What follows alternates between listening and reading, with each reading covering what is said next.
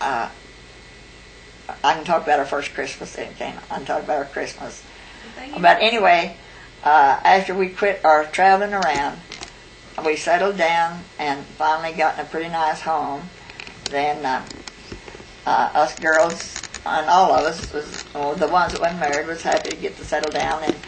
And I was 19 when I got married the first time. And I think I only went with Jim 6 months till we were married. And I thought, I really, I'm sorry, you said you were 19 when you got married the first time? I'm 19. Okay. And then I was married 10 months, about 9.5 months, wasn't it? Till J.W. was born, our oldest child. Well, this is the first marriage. And was he born in a hospital? No, we didn't know what a hospital was. No, doctors went to the homes then. And so I thought I was going to die with him. And how much did Jay weigh? He weighed 10 pounds. First baby weighed 10 pounds. Well, that wasn't when my mother stayed with me. And now where were you living at the time that Jay was born? Hobart, Oklahoma. So when you got married, you and Jim Hawk... We married in Oklahoma by a judge. You were married by a judge? Yes. In Hobart, Oklahoma? Yes. Tell us about your wedding dress. Oh, that's so silly. And I had to go buy my own wedding clothes, and I didn't know what a wedding dress would look like or what any kind of nice clothes looked like. And I went and I remember that very well, I went to Hobart to one of their dress stores and went in, and the nurse clerk tried to help me, and I told her I was buying my wedding outfit. And, okay. So she wouldn't dare to show me. I guess I looked like a slop when I went in there, I don't know. And she showed me an old brown dress, and it cost $5. That's my wedding dress. Well, I taken it. I didn't know where I looked it in tonight because I just wasn't used to nothing. And I bought that dress. Well, then she found me an old felt hat. I'll never hate that thing.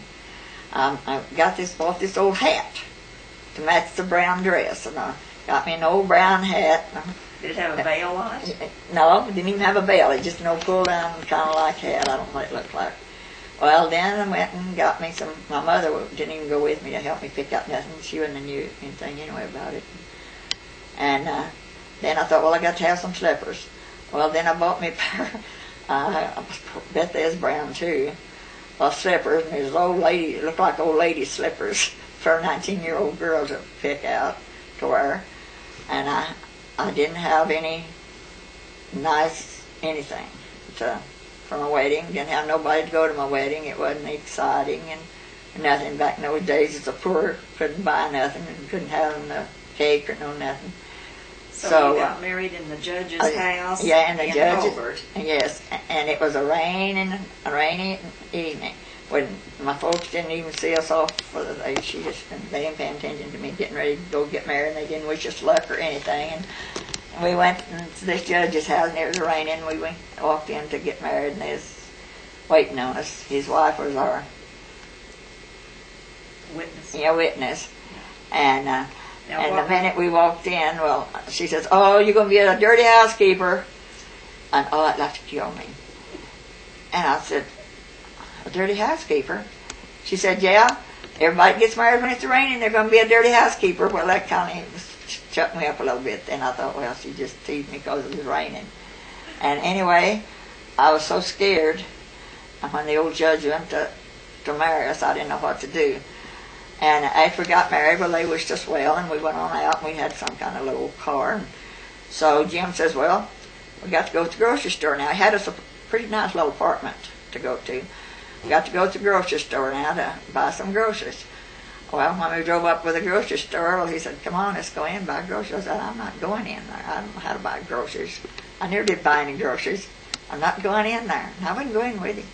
And I sat out in the car and just let him get what he wanted to. And so the next morning, well, I asked him what he wanted to eat for his breakfast, and I didn't know how to cook or nothing. And he said, "Melba toast." Well, that's what I told you, wasn't it? French toast. French toast or something. And anyway, I went and got an egg, and I beat it up and poured a little milk in it. I guess he must have got some milk. And I stuck that bread down in there, turned it over twice or something good, put it in a pan, put it in the oven, and I baked it, and it was like mush. I didn't know when it was done. So I got it out. I believe I fried an egg. I don't know if I did or not, because I didn't know how to cook nothing. And there we went in, and I seen him look down, because I think he was a pretty good cook. And I just know he said, well, what's this I'm eating? And I said, that's your toast you wanted.